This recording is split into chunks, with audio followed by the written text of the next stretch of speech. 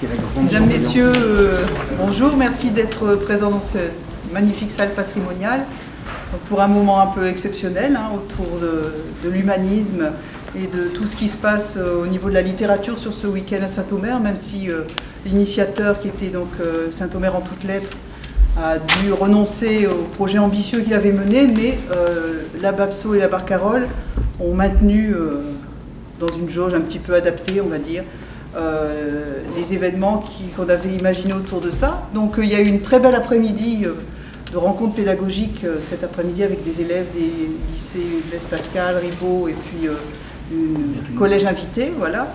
Et voilà, c'était déjà très riche et très intéressant. Donc on vous propose ce soir un autre moment.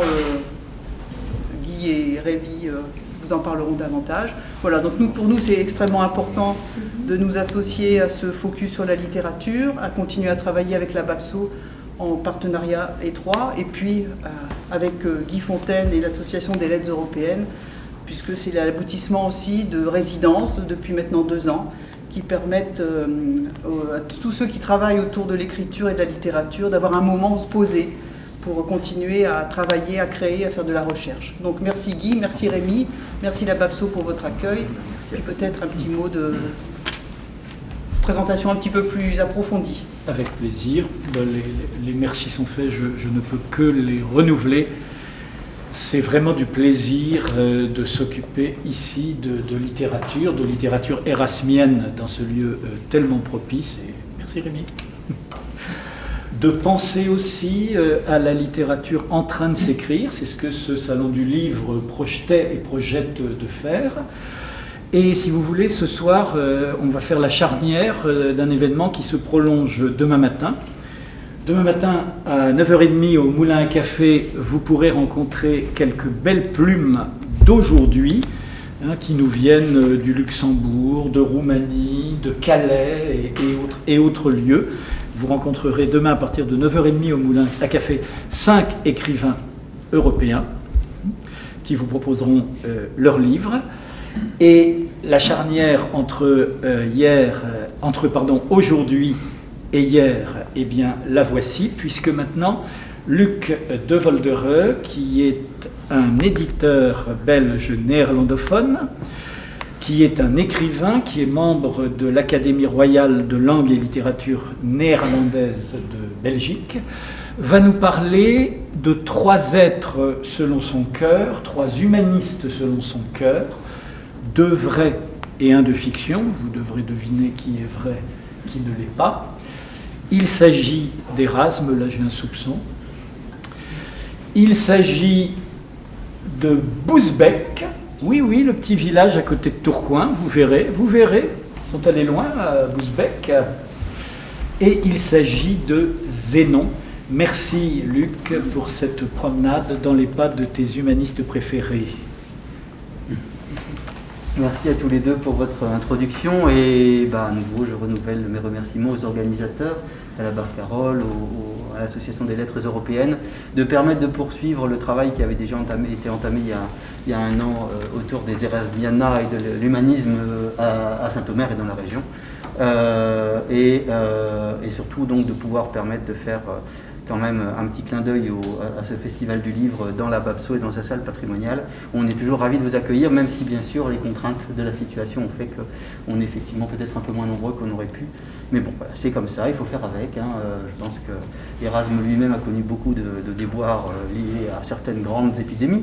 Il est d'ailleurs venu à Saint-Omer pour se protéger de la peste. Il faut se rappeler ça, il a quitté Orléans pour venir se réfugier ici, où justement pour le coup, à l'époque, apparemment, on n'était pas trop atteint encore.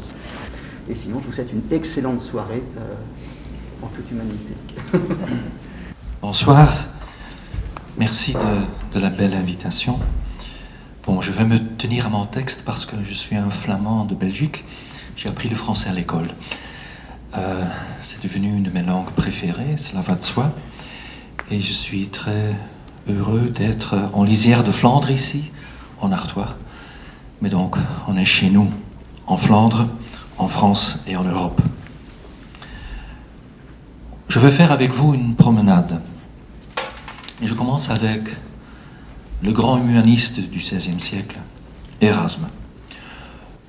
Peut-on inventer un chef-d'œuvre sur la croupe d'un cheval?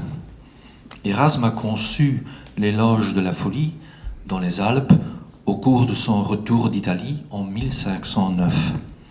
Le livre même a été écrit dans le cadre stimulant de la famille de Thomas More à Londres, sans l'aide de la bibliothèque d'Erasme, qui n'était pas encore arrivée. Erasme avait passé 3 ans en Italie, avec des sentiments ambigus. Dès qu'il eut passé les montagnes, il obtint sa bulle de docteur en théologie à Turin. À Bologne, il assiste à l'entrée triomphale du pape Jules.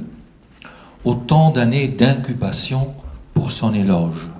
Le pays, Italie, ne répond pas aux grandes espérances qu'il avait nourries.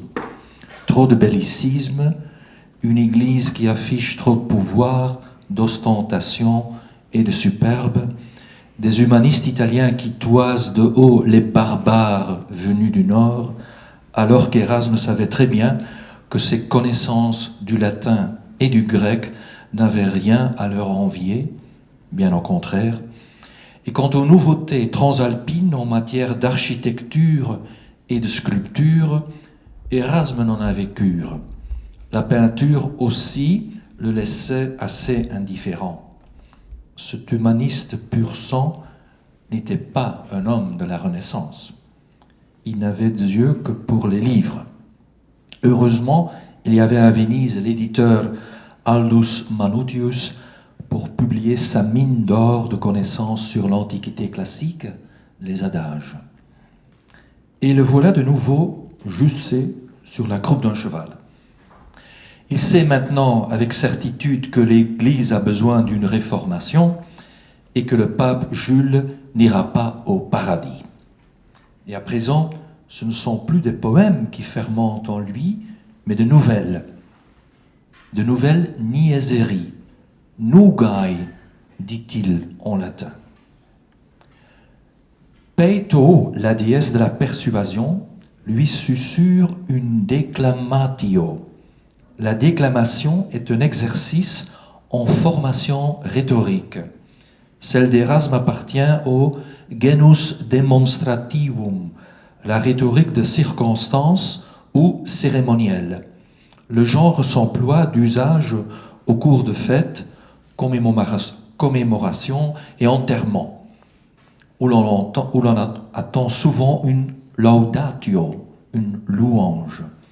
Mais la vituperatio, la diatribe, appartient au genre elle aussi. La déclamatio est un tour de force rhétorique pour virtuose.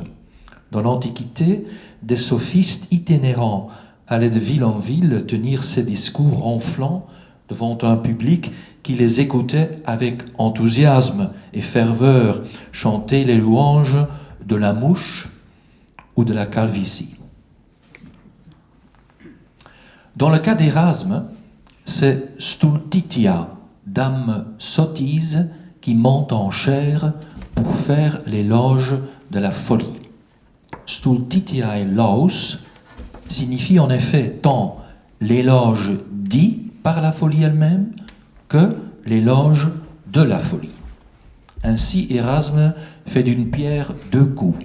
Son discours tient tout à la fois de la laudatio et de la vituperatio. Qui plus est, en le mettant dans la bouche de la folie elle-même, et l'auteur hors d'atteinte, il la rend fondamentalement équivoque et énigmatique.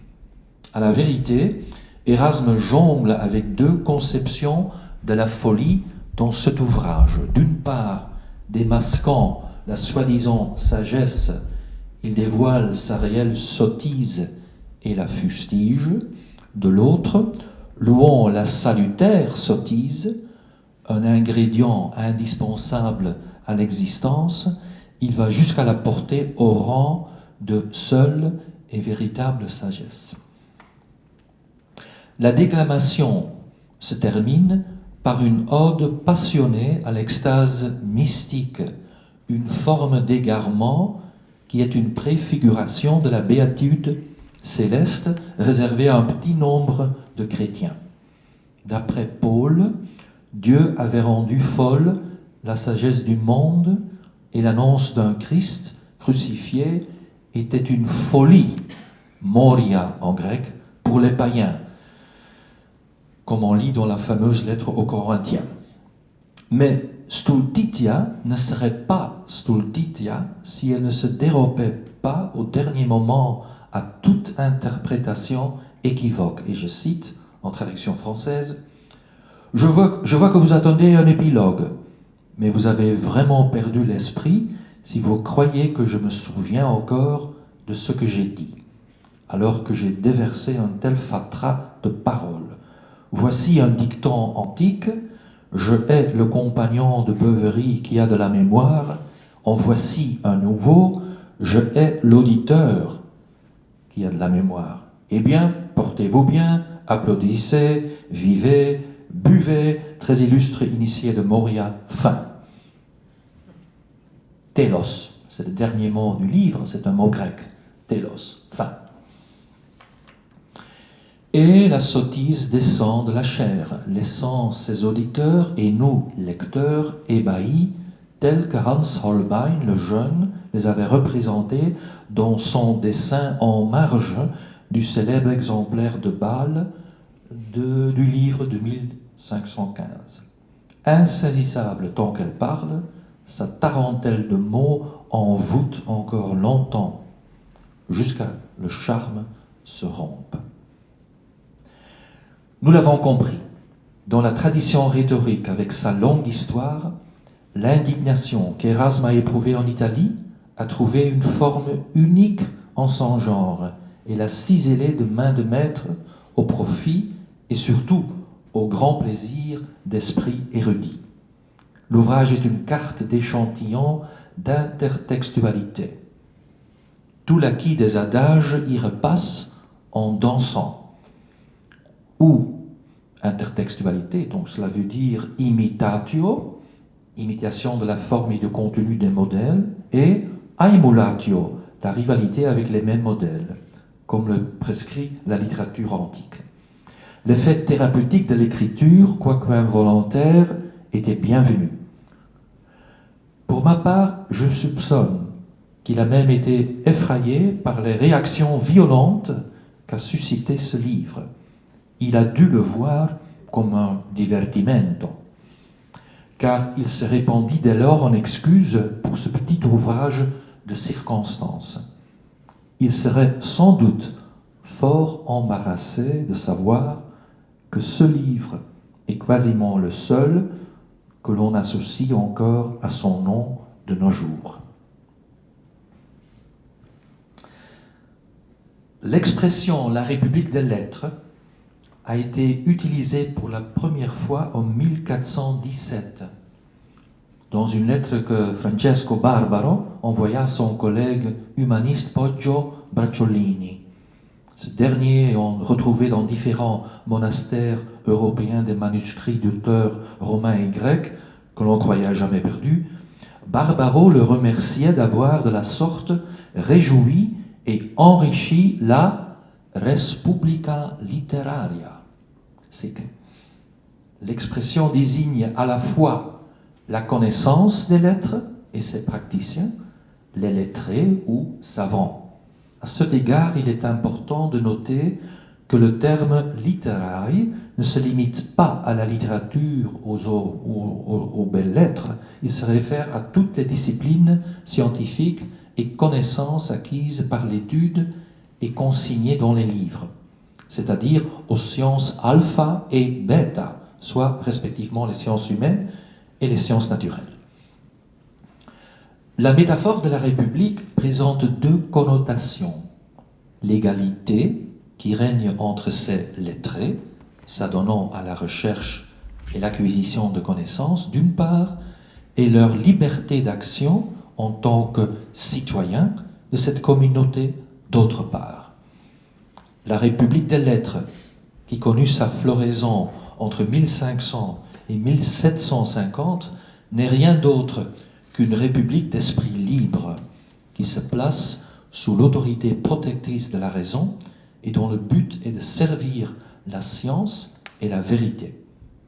Ils estiment qu'il est de leur devoir de partager et de diffuser les connaissances.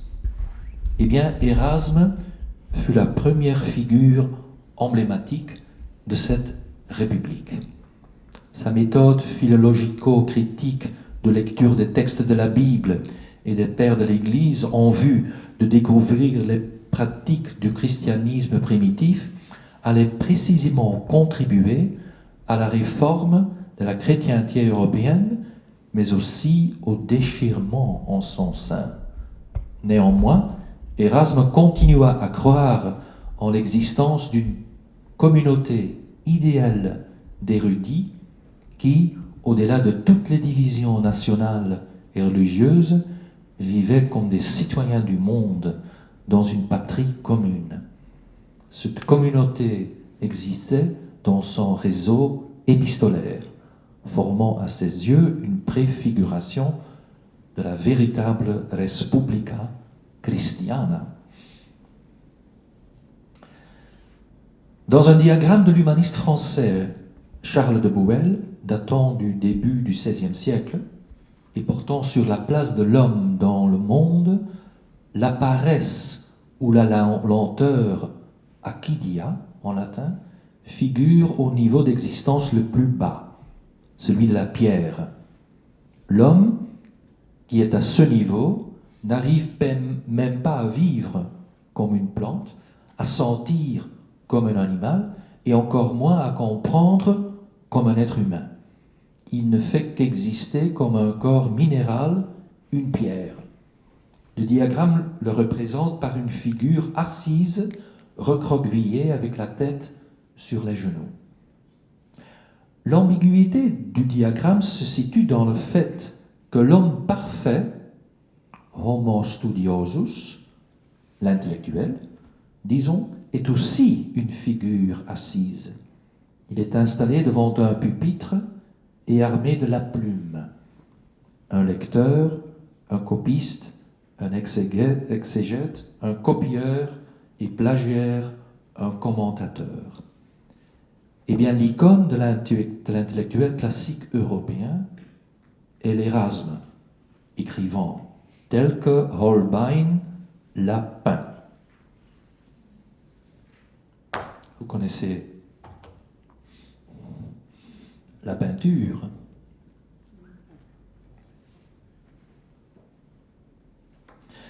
Le geste essentiel de toute son existence, disait Alphonse Rörsch. Un siècle après Érasme, Pascal écrirait que tout le malheur des hommes venait d'une seule chose, qui était de ne pas savoir demeurer au repos dans une chambre. L'Europe a toujours connu la tension entre les partisans de la vie contemplative, vita contemplativa, et les apôtres de la via activa. Le contemplatif s'est entre autres retranché derrière les murs des cloîtres et plus tard des universités. Il s'exclut littéralement et figurativement. Il se met en marge, mais il se sait supérieur. Là est sa revanche. Érasme ne se réfugia pas dans un cloître ou une université, mais dans une imprimerie. C'était sa ligne extérieure avec le monde. Il fut l'un des premiers publicistes à se servir de la presse comme d'une arme et à lui valoir sa célébrité. Mais celle-ci se retourna contre lui comme un boomerang, car dans le monde réel, on lui demandait de pratiquer des choix univoques dont il n'était pas capable. Tantum scribit, entendait-on dire avec déception et mépris du côté protestant. Érasme ne fait qu'écrire. Eh bien oui, Érasme était destiné à corriger et compléter sans fin des épreuves et non à clouer des pamphlets aux portes des églises ou à se révolter contre un empereur comme faisait Luther.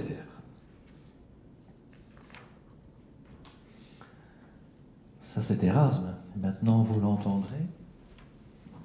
Isabelle Richard vous jouera l'apostrophe aux instituteurs de l'éloge de la folie. Je parlerai d'abord des pédants qui enseignent la grammaire. De tous les hommes, ce serait sans contredit la classe la plus chétive, la plus à plaindre et la plus disgraciée des dieux, si je ne venais mitiger les misères de leur triste profession par des accès d'une agréable folie. Ce ne sont pas seulement 5 furies, selon le proverbe grec, mais bien 1000 qui les poursuivent, toujours affamés, toujours dans la poussière de leurs écoles, que dis-je, de leurs prisons, ou mieux encore de leurs étables. Ces pauvres sires vieillissent avant l'âge au milieu d'un troupeau d'enfants, assourdis par leurs cris et asphyxiés par leurs exhalaisons, ce qui ne les empêche pas, grâce à moi, de s'estimer les premiers des hommes. Il fait beau les voir s'admirer de bonne foi, lorsque d'un mot, d'un regard, ils font trembler leurs marmots éperdus, qu'ils les déchirent à coups de verges et de férules, et les punissent en vrais despotes, à tort et à travers. Involontairement, on pense à l'âne revêtu de la peau du lion. Écoutez-les. Leur crasse et la suprême élégance, les senteurs de leurs chenilles ne sont que musc et ambre. Leur misérable esclavage est une royauté qu'ils ne voudraient pas tronquer contre celle de Phalaris ou de Denis le tyran. Leur bonheur atteint son apogée lorsqu'ils croient avoir trouvé un nouveau mode d'enseignement. Ce qu'ils enseignent alors n'est plus qu'impertinence toute pure. Qu'importe s'ils ne s'en croient pas moins supérieurs à tous les Palémons et les Donats. Ce qu'il y a de plus remarquable chez eux, c'est leur talent de fasciner les mamans naïves et les papas imbéciles, qui croient sur parole la science qu'ils se donnent. En fait d'érudition, ils se contentent de peu. Ils sont amplement satisfaits s'ils rencontrent dans quelques manuscrits vermoulus le nom de la mère d'Anchise, s'ils y découvrent un mot étrange et inconnu au vulgaire, ou déterrent quelque part un bout de pierre antique aussi fruste que possible. Oh alors, grand Jupiter, mais quelle joie! Quelle superbe, que d'éloges! On dirait qu'ils ont vaincu l'Afrique ou pris Babylone d'assaut. Mais leur véritable triomphe, c'est quand ils peuvent saisir l'occasion de vous débiter leurs petits vers insipides autant qu'insensés. Pour peu qu'on les admire, ils se croient volontiers des Virgiles. Rien au monde ne vaut la comédie de 2 de ces pédants, se renvoyant les louanges et les admirations et se grattant réciproquement. Mais qu'un lapsus échappe à l'un d'eux et que son adversaire plus clairvoyant s'en aperçoive, quelle tragédie alors, quelle lutte, quel glapissement, que d'invectives j'appelle le courroux de tous les grammairiens si je mens d'un iota. J'en connais un qui sait tout, grec, latin, mathématiques, philosophie, et c'est tout cela à fond. Sexagénaire aujourd'hui, depuis quelques 20 ans déjà, il a mis toutes ces sciences de côté pour se torturer l'esprit sur la grammaire. Il ne demande rien d'autre chose au Dieu que de lui prêter vie assez longtemps pour qu'il puisse établir clairement la distinction des 8 parties du discours, ce que, selon lui, ni grec ni latin n'est pas encore parvenu à faire d'une façon satisfaisante. Ne dirait-on pas que c'est un abus capable de soulever le genre humain que de mettre une conjonction au rang des adverbes ? Remarquez qu'il y a autant de grammaire que de grammairiens. Mon ami Aldus, pour sa part, en a donné plus de 5. Eh bien, pour lourdement et barbarement que ces traités soient écrits, notre homme n'en a pas laissé un seul sans le lire et le méditer. Il est jaloux du plus inepte pédant qui ait digéré quelques lignes sur cette matière, tellement il craint de se voir enlever sa gloire et le fruit de tant d'années de travail. Quel nom donner à cela ? Démence ou folie ?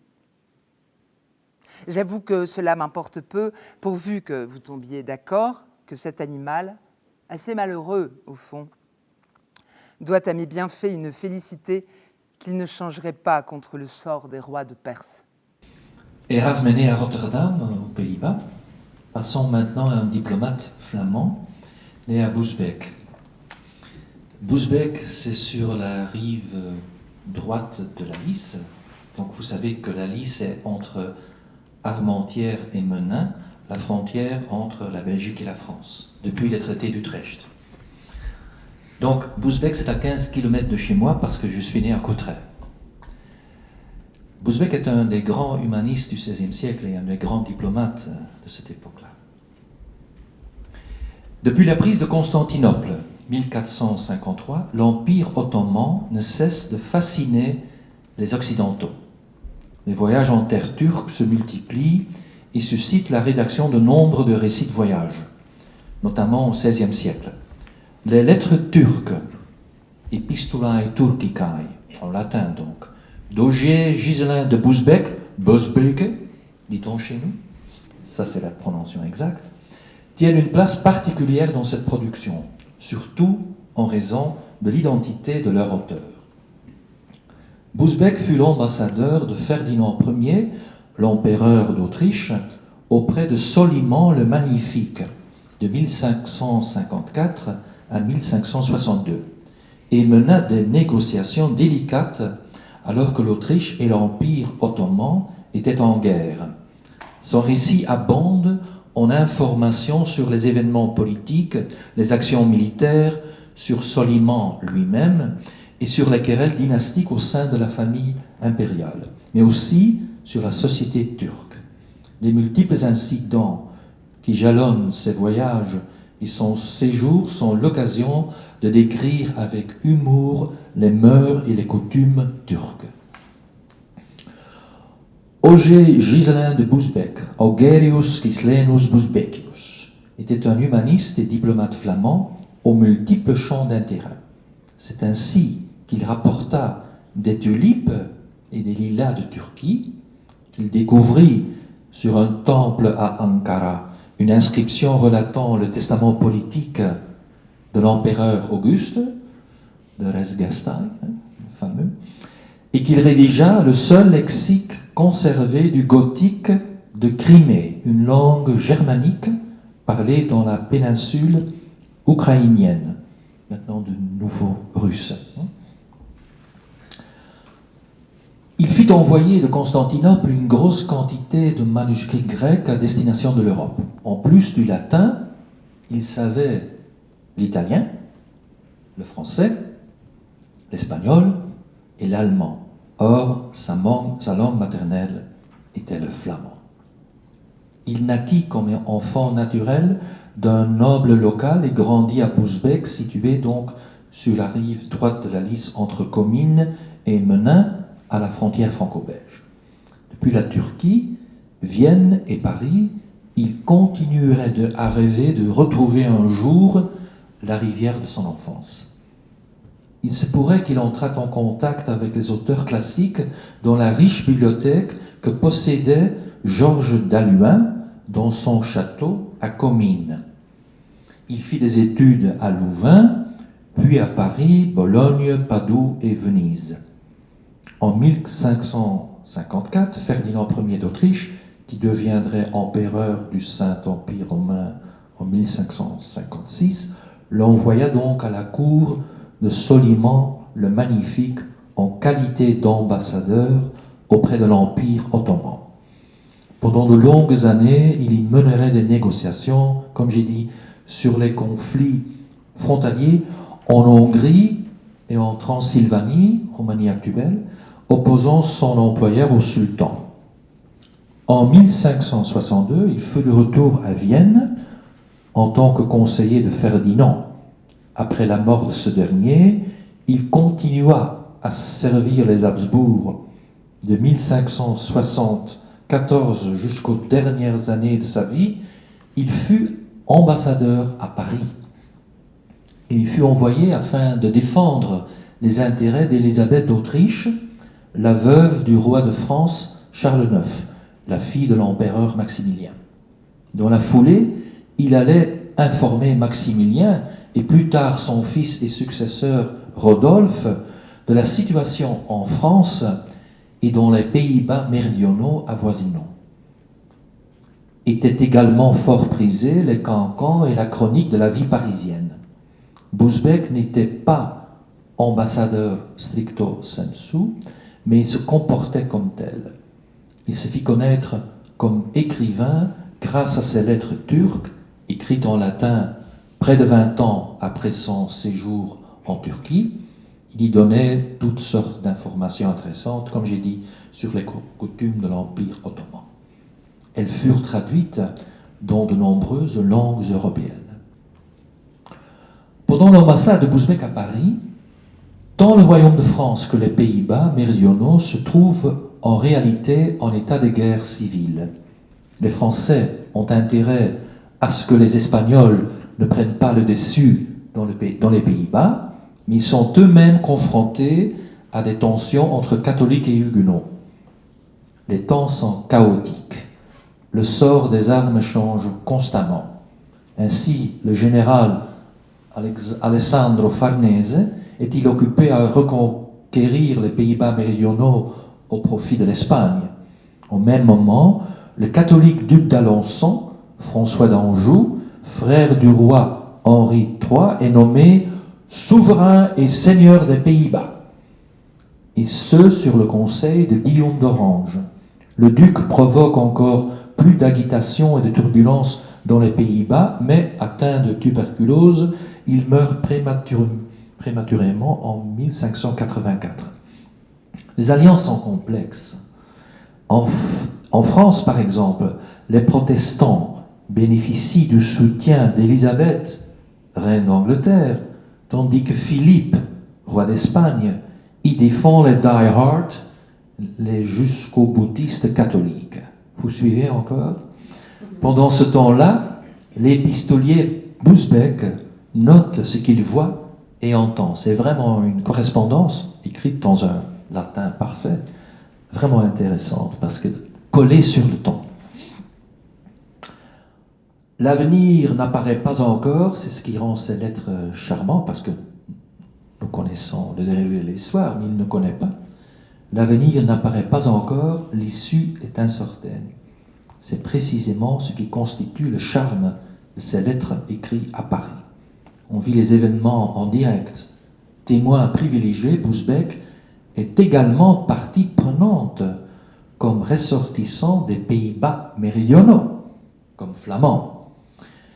Comme flamand qui tient les Espagnols en piètre estime, je peux le comprendre très bien. Hélas, nous, en fin de compte, nous sommes occupés de nouveau par l'Espagne.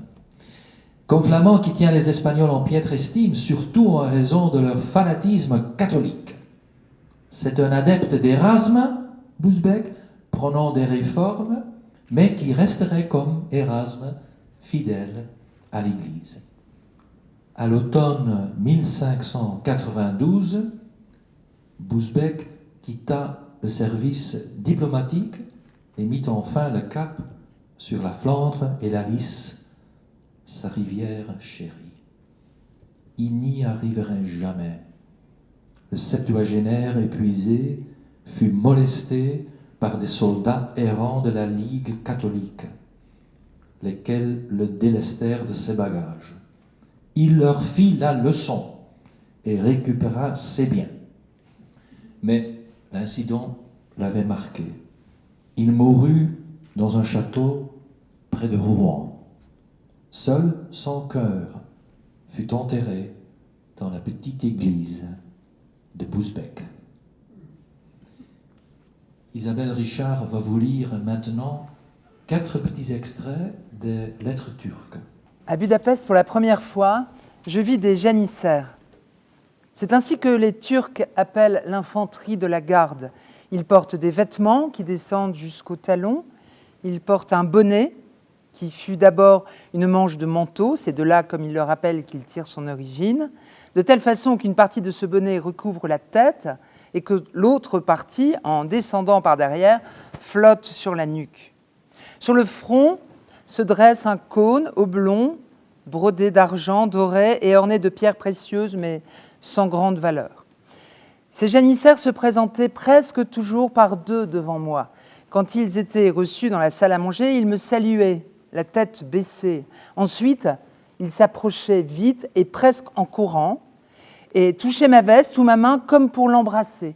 Ils m'offraient un petit bouquet de jacinthe ou de narcisses, et bientôt, avec une rapidité presque identique, repartaient vers les portes à reculons afin de ne pas me tourner le dos.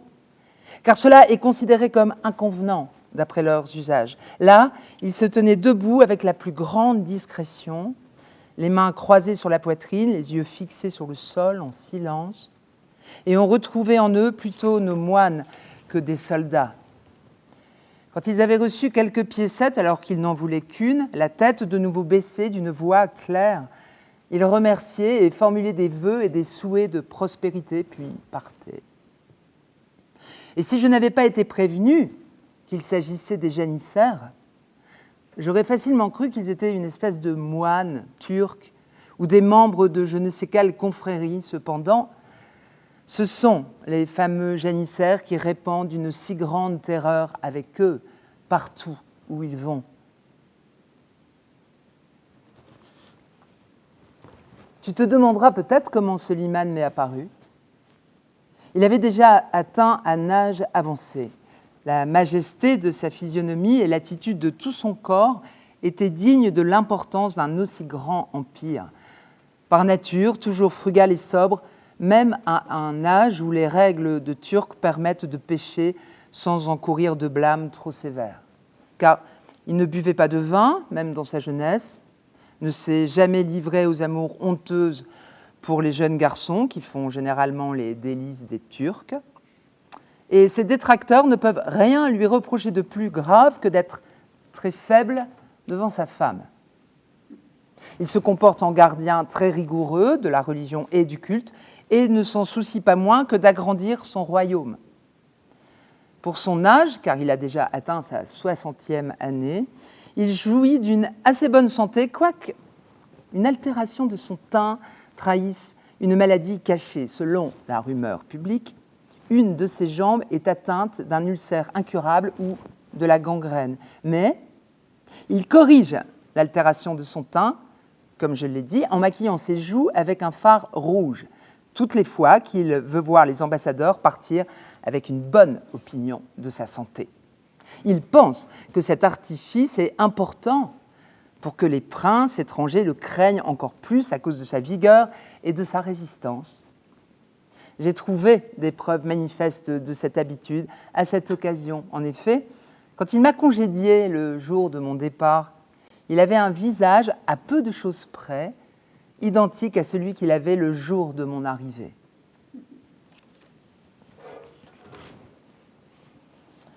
Dans une si nombreuse assemblée, personne n'était considéré comme noble, sauf s'il était signalé par ses mérites et ses hauts faits. La naissance ne distingue personne des autres. Chacun est honoré selon la fonction et la charge qu'il exerce. Personne ici ne lutte pour son rang. Le rang de chacun est conféré par la fonction qu'il remplit. Le souverain en personne distribue les charges et les fonctions. Il ne s'attache pas à la richesse ni à la fumée de la noblesse et ne se soucie pas non plus de la popularité de quelqu'un ni de l'opinion de la foule, mais il examine attentivement les mérites. Il considère avec soin les habitudes, l'intelligence et le caractère. Chacun est honoré selon son mérite. Ainsi, la responsabilité des fonctions est confiée à ceux qui sont capables de les assumer. Chacun est ici maître de sa naissance et de sa fortune qu'il forge à sa guise. Ceux qui tiennent du souverain les fonctions les plus importantes sont généralement des fils de bergers ou de vachers. Et bien loin d'en avoir honte, ils s'en glorifient même entre eux, car plus ils s'attribuent l'origine de leur réussite, moins ils la doivent à leurs ancêtres ou à la fortune de leur naissance. Ainsi, dans ce peuple, les dignités, les honneurs, les fonctions publiques sont les récompenses décernées au talent et au mérite. la malhonnêteté, la mollesse, la paresse ne valent pas un seul honneur. On les met plus bas que terre et on les méprise.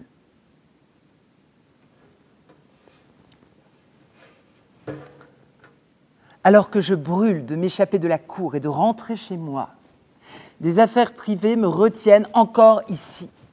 Car la vie à la cour n'est vraiment pas toujours agréable pour moi. J'en connais bien les tourments. Les nombreux malheurs qu'on y rencontre sont masqués par une splendeur illusoire. On y voit beaucoup de dissimulation et peu de franchise. Il n'existe aucune cour exempte de jalousie, où l'on ne regrette pas l'absence d'amitié véritable, où l'on ne doit pas craindre un changement dans la faveur du prince et une ruine subite. La cour ne reconnaît les mérites véritables que trop tard. Elle est conduite par les faux-semblants, la rumeur, les apparences, les intrigues, l'erreur populaire. Aussi, n'hésiterai-je pas à dire que sont heureux les hommes auxquels il a été donné d'en finir avec la cour, rapidement et sans grand dommage. Il est souhaitable de vivre, de pouvoir vivre pour soi, pour les muses, et de vieillir en compagnie de quelques amis qui ne soient pas trompeurs, dans un coin de terre retiré. Ou bien, aucune vie n'est possible dans notre exil terrestre, ou bien, cette vie-là est la seule digne d'être vécue. Quelle écriture! Vous avez noté la justesse de l'observation, la force de l'analyse et ce petit essai sur la méritocratie en Turquie. Naturellement, il y a là aussi une critique implicite du modèle européen. Peut-être c'est un récit trop idéaliste, mais on devrait la mettre sur tous les parlements de nos démocraties. C'est d'une actualité fulgurante. Donc, ici, on voit l'humanisme dans sa vraie force, la force de l'analyse, de l'observation et de l'écriture. Il m'est très cher, ce flamand, qui est hélas pas très bien connu, parce qu'il écrit en latin. C'est ça. Tout est traduit. Tout est là. Oui, mais c'est traduit. Bon. Et maintenant, encore un héros fictif, imaginaire, du XVIe. Le XVIe siècle était un age of extremes, comme on dit en anglais. C'était un siècle affreux. Plein de violence, des guerres civiles, des guerres de religion. Eh bien, dans ce siècle surgit le personnage que Marguerite Yourcenar a créé, Zénon, le brugeois, le libre penseur, le médecin, l'alchimiste. Durant les dernières années de sa vie, l'écrivaine Marguerite Yourcenar reprit sa passion ancienne, parcourir le monde, accomplissant un interminable tour de la prison. L'image du tour de la prison est tirée du roman L'œuvre noire. Le jeune Zénon, son héros, en route vers le sud, rencontre sur les routes de France, ici dans le nord, son cousin Henri Maximilien. Et je cite: « Qui serait assez insensé pour mourir sans avoir fait au moins le tour de sa prison ? Vous le voyez, frère Henri, je suis vraiment un pèlerin. La route est longue, mais je suis jeune. Le monde est grand, dit Henri Maximilien. Le monde est grand, dit gravement Zénon. Plaise à celui qui est, peut-être, de dilater le cœur de l'homme à la mesure de toute la vie. » Cette dernière phrase, Yourcenar a demandé, plusieurs années avant sa mort déjà, qu'elle soit inscrite sur sa tombe du modeste cimetière de Soamesville, dans le Maine, États-Unis, où elle repose aux côtés de la compagne de sa vie, Grace Frick, dont la sépulture porte ces mots extraits du petit poème qu'Adrien, l'empereur romain, dédia à son âme, hospes comesque, hôte et compagnon. Marguerite Yourcenar est née à Bruxelles en 1903. Son père était un obéro de Flandre française. Sa mère était issue de la petite noblesse de Wallonie. Voici ce qu'elle-même en dit. « Je n'ai repensé à mes origines flamandes que sur le tard, lors de la rédaction d'Archives du Nord. En me penchant sur ses ancêtres, j'ai cru reconnaître en moi un peu de ce que j'appelle la lente fougue flamande. Elle a connu durant de longs étés une enfance insouciante au Mont-Noir, situé à la frontière franco-belge entre Ypres et Cassel.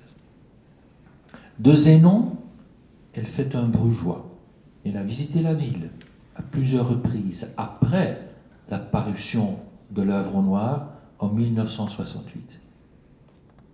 Mais Yourcenar n'est ni une Flamande, ni une Belge, ni une Française.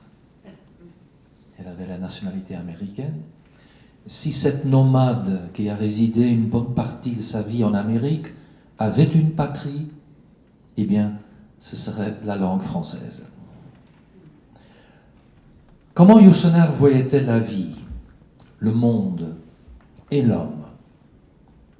Pour dire les choses de manière plus solennelle, quelle était sa vision de l'homme et du monde? Tentant d'esquisser quelques contours. Cela ne pourrait mieux se faire qu'en utilisant comme fil conducteur, en dehors des déclarations de Yourcenar elle-même, ses ouvrages et leurs principaux personnages. Les principaux personnages de Yourcenar, de l'œuvre de Yourcenar, sont trois. Je veux parler d'Adrien, de Zénon et de Michel. L'empereur romain Adrien est le personnage historique, le héros des mémoires d'Adrien. Zénon est le personnage imaginaire, mais pour sa créatrice, une figure tout aussi authentique, en l'occurrence, l'alchimiste médecin de la Bruges du XVIe siècle dans l'œuvre noire. Michel est le père de l'écrivain et le personnage central de l'inclassable trilogie, peut-être le meilleur qu'elle a écrit, Le labyrinthe du monde, souvenir pieux, consacré à la famille de sa mère, en Wallonie. Archives du Nord, peut-être, à mon avis, le plus beau livre écrit sur la Flandre française, c'est Archives du Nord, et quoi l'éternité, où elle relate l'histoire familiale de son père, celle de sa mère, et divers épisodes de sa propre existence, mais qui est bien davantage encore, donc, ce trilogie. Qu'est-ce que la vie? Qu'est-ce que la vie? La vie est tout bien réfléchie, selon Yourcenar, et on le verra avec Zénon. La vie est toujours une défaite. Plus exactement, une défaite acceptée. Lisons ce que dit de Zénon le narrateur de l'œuvre noire, donc Marguerite Yourcenar, qui est le narrateur du livre, et qui dit « À 20 ans, Zénon s'était cru libéré des routines ou des préjugés qui paralysent nos actes et mettent à l'entendement des œillères. Mais sa vie s'était passée ensuite à acquérir sou par sou cette liberté dont il avait cru d'emblée posséder la somme. On n'est pas libre tant qu'on désire, qu'on veut, qu'on craint, peut-être tant qu'on vit. » Fin de citation. Paradoxalement, l'acceptation de la privation de liberté mène à la liberté. L'exemple majeur en est la mort que Zénon se choisit lui-même dans sa prison de Bruges. Il sait qu'il doit mourir. Il sait qu'il va mourir. Il a été condamné à mort par l'Inquisition. Il peut tout juste décider du moment et de la manière. C'est là sa seule liberté. La liberté de l'acceptation lucide des limites, tout comme la mort du Romain qui ne plie pas devant le tyran, la mort du stoïcien et du samouraï. C'est la nobility of failure, la noblesse de l'échec. Ce qui importe dans l'acceptation de cet échec est la lucidité. Je cite, « Tâchant d'entrer dans la mort les yeux ouverts ». Telles sont les dernières paroles que Yourcenar prête à Adrien.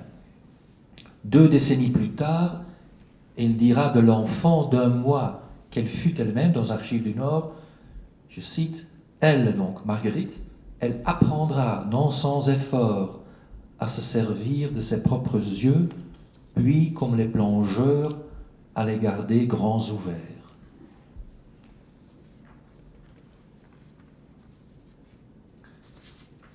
Qu'est-ce que le monde? Le monde est une prison. Chacun de nous connaît les barreaux de sa cellule. Je cite une phrase d'Archives du Nord, « Quoi qu'on fasse et où qu'on aille, des murs s'élèvent autour de nous et par nos soins. Abri d'abord et bientôt prison. » Mais la prison ne nous dispense pas du devoir de l'explorer, d'apprendre à la connaître dans ses moindres recoins. Pour Yourcenar, cette exploration est avant tout à prendre au pied de la lettre. Le voyage s'impose. Il faut faire le tour de la prison. Et je cite Zénon dans l'œuvre noire. Au début, c'est une scène qui se déroule dans la belle église de Jérusalem, à Bruges. C'est la seule église privée de la Belgique. Il faut vraiment visiter un jour dans la périphérie de la ville. Et là, il fait ses adieux à une jeune fille qu'il aime. Il ne l'aime pas, cela est clair. Mais il dit « Je pars, Uyvine », répéta Zénon. « Je vais voir si l'ignorance, la peur, l'ineptie et la superstition verbale règnent ailleurs qu'ici. » Quand bien même la romancière considéra plus tard dans le livre, enfin non, c'est pas dans le livre, c'est dans une interview où il a dit « Et finalement, mon Zénon retournera à Bruges, parce que le monde est le monde partout, et que partout il retrouvera en somme les mêmes problèmes. Il n'y a pas de sens à faire cet immense effort de s'enfuir. » Néanmoins, voyager a toujours signifié pour Yourcenar rompre sans cesse avec les habitudes et les conventions, cultiver ses capacités d'attention, de persévérance et d'émerveillement, évacuer les préjugés en les faisant entrer en collision avec ceux de l'autre. Ça, c'est le vrai génie du voyage. Et dans les temps qui courent, quand le voyage n'est pas possible, presque pas, cela devient de nouveau un rêve, je pense, c'est la définition idéale du vrai voyage. Les voyages sont des initiations où on se libère du superflu, où on se rend disponible pour ce qui compte vraiment, l'essence, l'unum necessarium, comme on dit en latin, la seule chose nécessaire. Il ne fait aucun doute que c'est son père, Michel, qui a donné à Marguerite Yourcenar le goût du voyage. Il est l'aventurier par excellence. Ses mots d'ordre étaient « On n'est pas d'ici, on s'en va demain » ou « On est bien qu'ailleurs ». Nomade, il n'a jamais travaillé et, sa vie durant, il a méthodiquement dilapidé le capital familial. Il appartenait à une espèce en voie déjà d'extinction au début du XXe siècle, la race des lettrés, pour qui la lecture allait de soi et qui, par simple dédain ou indolence, n'écrivait que parcimonieusement. Enfin, il a écrit un petit livre à la fin de sa vie. Je continue cette vision du monde et de la vie selon Marguerite. Ok, la vie est un échec, accepté, qui nous enseigne la lucidité, et le monde une prison, qu'il nous faut cependant explorer. Mais il y a plus. Les deux principaux héros de Yourcenar, à la différence de Michel, son père, ont décidé d'être utiles. Adrien à la tête d'un empire, Zénon au chevet de ses malades, avec, et je cite, la froide compassion du médecin. Est-ce qu'il y a des médecins dans la salle? La froide compassion, madame, du médecin. Chacun à sa façon, chacun à sa place. Tous les deux tous les deux sont suffisamment lucides pour comprendre qu'ils ne pourront pas éliminer la cruauté de la face du monde. Il subsistera des bûchers, l'Empire romain continuera de guerroyer, mais ils savent que leur responsabilité personnelle est de prévenir toute forme superflue de cruauté. Ils savent que leurs possibilités sont limitées, mais ils acceptent, à l'intérieur de ces limites, leur mission qui consiste à se mettre au service d'autrui et à tendre vers l'harmonie et la justice. Le stoïcien, en chacun d'eux, sait qu'il n'est une infime partie d'un tout, mais ils sont tout aussi conscients qu'il est de leur devoir d'accomplir leur mission le mieux possible. Chacun prend, ça c'est une phrase de Yourcenar, chacun prend la décision d'être utile. C'est un devoir moral, pourrait-on dire. L'empereur administre, le médecin requinque des vies et si possible les prolonge, soulage les souffrances dans la mesure de ses moyens. Il n'en va pas autrement chez leur créatrice, Marguerite Yourcenar. Je cite une belle phrase dans les entretiens avec Mathieu Gallet. En étant attentifs à ces problèmes, nous ne sauverons peut-être pas le monde. Du moins, n'ajouterons-nous pas au mal. Ou encore, et c'est la plus belle phrase de ces entretiens à mon avis, il faut tâcher de laisser après nous un monde un peu plus propre, un peu plus beau qu'il n'était. Et maintenant ça vient, même si ce monde, notre monde, n'est qu'une arrière-cour ou une cuisine. La sagesse de cette phrase est immense, à mon avis. C'est très simple, c'est très précis. En dehors de la décision d'être utile, il y a aussi en permanence, chez les personnages de Yourcenar, cette passion de comprendre, comme elle dit. Et je cite, dans les entretiens, luxe suprême chez Adrien, la passion de comprendre, pain et sel pour Zénon.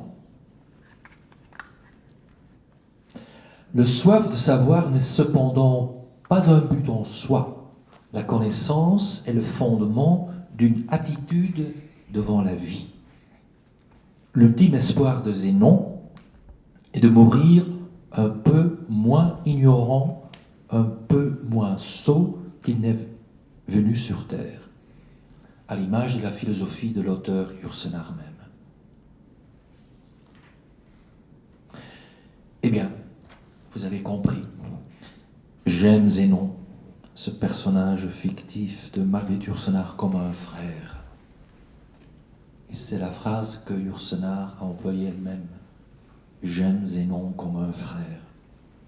Sa rage de savoir, sa décision d'être utile, la lucidité avec laquelle il a fait le tour de sa prison, sa quête incessante de liberté, tout en sachant que cette liberté n'est jamais acquise, m'interpelle et me fascine.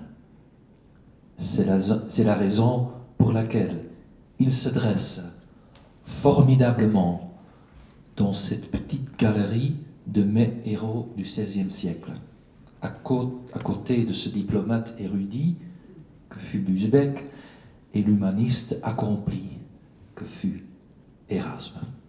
Et maintenant, Isabelle Richard va vous lire la dernière page de l'œuvre noire, La mort de Zénon. Le passage de la peur avait bouleversé ses entrailles. Il alla au baquet placé dans un coin de la chambre et se vida. L'odeur des matières cuites et rejetées par la digestion humaine emplit un instant ses narines, lui rappelant une fois de plus les connexions intimes entre la pourriture et la vie. Ses aiguillettes furent réajustées d'une main sûre, le broc sur la planchette était plein d'eau glacée. Il s'humecta le visage, retenant sur sa langue une gouttelette. Aqua permanens. Pour lui, ce serait l'eau pour la dernière fois. 4 pas le ramenèrent au lit sur lequel il avait dormi ou veillé 60 fois, 60 nuits. Parmi les pensées qui traversaient vertigineusement son esprit était celle que la spirale des voyages l'avait ramené à Bruges, que Bruges s'était restreinte à l'air d'une prison et que la courbe s'achevait enfin sur cet étroit rectangle. Un murmure sortit derrière lui des ruines d'un passé plus dédaigné et plus aboli que les autres, la voix rauque et douce de frère Johan, parlant latin avec un accent castillan dans un cloître envahi par l'ombre. Eamus ad dormiendum cor meum. Mais il ne s'agissait pas de dormir. Jamais il ne s'était senti de corps et d'âme plus alerte. L'économie et la rapidité de ses gestes étaient celles de ses grands moments de chirurgien. Il déplia la grossière couverture de laine, épaisse comme du feutre, et en forma à terre le long du lit une sorte d'auge qui retiendrait et imbiberait au moins en partie le liquide versé. Pour plus de sûreté, il ramassa sa chemise de la veille et la tordit en guise de bourrelet devant la porte. Il fallait éviter qu'une coulée sur le sol n'atteignît trop vite le corridor. Et Kerman, mort, levant par hasard la tête de dessus son établi, ne remarqua sur le carreau une tache noire. Sans bruit, il enleva ensuite ses chaussures. Tant de précautions n'étaient pas nécessaires, mais le silence semblait une sauvegarde. Il s'étendit sur le lit, calant sa tête sur le dur oreiller. Il eut un retour vers le chanoine Campanus que cette fin remplirait d'horreur et qui pourtant avait été le premier à lui faire lire les anciens dont les héros périssaient de la sorte, mais cette ironie crépita à la surface de son esprit sans le distraire de son seul but. Rapidement, avec cette dextérité de chirurgien barbier dont il s'était toujours fait gloire parmi les qualités plus prisées et plus incertaines du médecin, il se plia en deux, relevant légèrement les genoux et coupa la veine tibiale sur la face externe du pied gauche, à l'un des endroits habituels de la saignée. Puis, très vite, redressé et reprenant appui sur l'oreiller, se hâtant pour prévenir la syncope toujours possible, il chercha et taillada à son poignet l'artère radiale. La brève et superficielle douleur causée par la peau tranchée fut à peine perçue. Les fontaines jaillirent, le liquide s'élança, comme il le fait toujours, anxieux, eût-on dit, d'échapper aux labyrinthes obscurs où il circule enfermé. Zénon laissa pendre le bras gauche pour favoriser la coulée. La victoire n'était pas encore complète. Il pouvait se faire qu'on entrât par hasard et qu'on le traînât de main, sanglant et bandagé, au bûcher. Mais chaque minute qui passait était un triomphe. Il jeta un coup d'œil sur la couverture déjà noire de sang. Il comprenait maintenant qu'une notion grossière fit de ce liquide l'âme elle-même, puisque l'âme et le sang s'échappaient ensemble. Ces antiques erreurs contenaient une vérité simple. Il songea, avec l'équivalent d'un sourire, que l'occasion était belle pour compléter ses vieilles expériences sur la systole et la diastole du cœur. Mais les connaissances acquises ne comptaient désormais pas plus que le souvenir des événements ou des créatures rencontrées. Il se rattachait pour quelques moments encore au mince fil de la personne, mais la personne délestée ne se distinguait plus de l'être. Il se redressa avec effort, non parce qu'il lui importait de le faire, mais pour se prouver que ce mouvement était encore possible.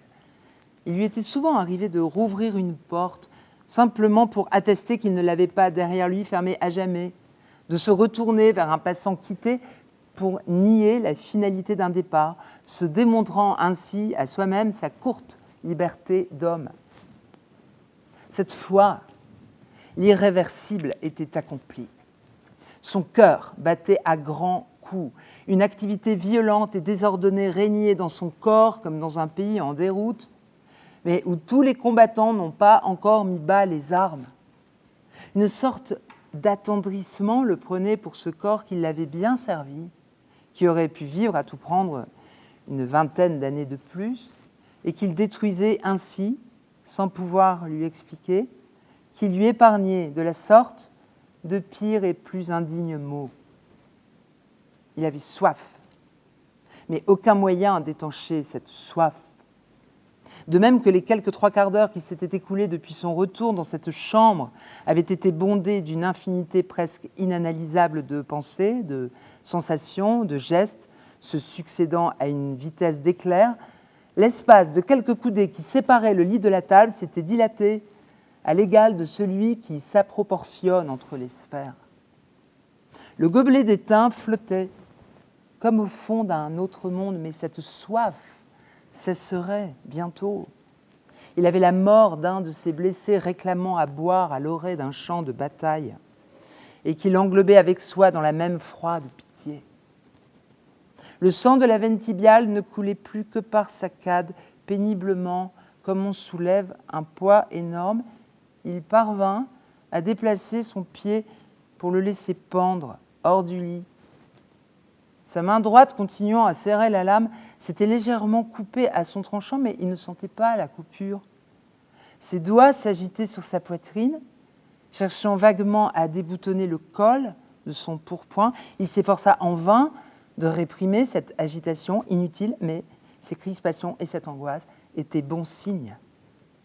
Un frisson glacial le traversa comme au début d'une nausée. C'était bien ainsi. À travers les bruits de cloches, de tonnerres et de criards oiseaux regagnant leur nid qui frappaient du dedans ses oreilles, il entendit au dehors le son précis d'un égouttement. La couverture saturée ne retenait plus le sang qui s'écoulait sur le carreau. Il essaya de calculer le temps qu'il faudrait pour que la flaque rouge s'allongeât de l'autre côté du seuil, par-delà la frêle barrière de linge, mais peu importait, il était sauvé. Même si, par malchance, Hermann Moa ouvrait bientôt cette porte au verrou lent à tirer, l'étonnement, la peur, la course le long des escaliers à la recherche de secours laisseraient à l'évasion le temps de s'accomplir. On ne brûlerait demain qu'un cadavre. L'immense rumeur de la vie en fuite continuait. Une fontaine à Ayoub, le ruissellement d'une source sortant de terre à Vaucluse, en Languedoc, un torrent entre Ostersund et Freudse se pensèrent en lui sans qu'il eût besoin de se rappeler leur nom. Puis, parmi tout ce bruit, il perçut un râle. Il respirait par grandes et bruyantes aspirations superficielles qui n'emplissaient plus sa poitrine. Quelqu'un qui n'était plus tout à fait lui, mais semblait placé un peu en retrait sur sa gauche, considérait avec indifférence ses convulsions d'agonie. Ainsi respire un coureur épuisé qui atteint au but. La nuit était tombée, sans qu'il pût savoir si c'était en lui ou dans la chambre, tout était nuit. La nuit aussi bougeait. Les ténèbres s'écartaient pour faire place à d'autres, abîme sur abîme, épaisseur sombre sur épaisseur sombre, mais ce noir différent de celui qu'on voit par les yeux frémissait de couleurs issues, pour ainsi dire, de ce qui était leur absence. Le noir tournait au vert livide, puis au blanc pur. Le blanc pâle se transmutait en or rouge, sans que cessât pourtant l'originelle noirceur, tout comme les feux des astres et l'aurore boréale tressaillent dans ce qui est quand même la nuit noire. Un instant qui lui sembla éternel, un globe écarlate palpita en lui ou, en dehors de lui, saigna sur la mer. Comme le soleil d'été dans les régions polaires, la sphère éclatante parut hésiter, prête à descendre d'1 degré vers le nadir, puis d'un sursaut imperceptible remonta vers le zénith, se résorba enfin dans un jour aveuglant qui était en même temps la nuit. Il ne voyait plus, mais les bruits extérieurs l'atteignaient encore. Comme naguère, à 5 cômes, des pas précipités résonnèrent le long du couloir. C'était le porte-clés qui venait de remarquer sur le sol une flaque noirâtre. Un moment plus tôt, une terreur eût saisi l'agonisant à l'idée d'être repris et forcé à vivre et à mourir quelques heures de plus, mais toute angoisse avait cessé, il était libre. Cet homme qui venait à lui ne pouvait être qu'un ami. Il fit ou crut faire un effort pour se lever, sans bien savoir s'il était secouru ou si, au contraire, il portait secours. Le grincement des clés tournées et des verrous repoussés ne fut plus pour lui qu'un bruit suraigu de portes qui s'ouvrent. Et c'est aussi loin qu'on peut aller dans la fin de Zénon.